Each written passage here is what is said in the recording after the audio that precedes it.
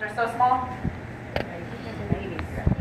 Yeah, they're babies. So these are the babies from the animals that you just saw downstairs. And this kind of represents what it looks like out in the San Francisco Bay. Lots of these animals that you've seen today actually use the bay as a nursery ground, and that's for a few different reasons. One is because it's the bay. It's kind of a protected, shallow area that these guys can grow up without worrying about super large predators.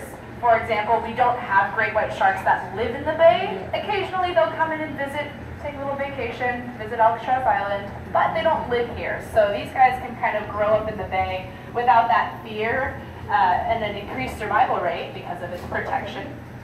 Another reason that these guys like to use the bay as a nursery ground is because the San Francisco Bay is actually a very unique and productive habitat.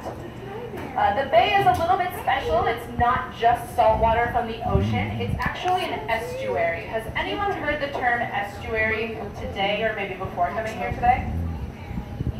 Maybe. It's like a kind of a crazy sounding word, but estuary is pretty much just where freshwater meets saltwater. So where the rivers meet the sea, that's what you call an estuary. And the San Francisco Bay is kind of the draining point of all the fresh water. About 40% of California's fresh water kind of drains out into the San Francisco Bay.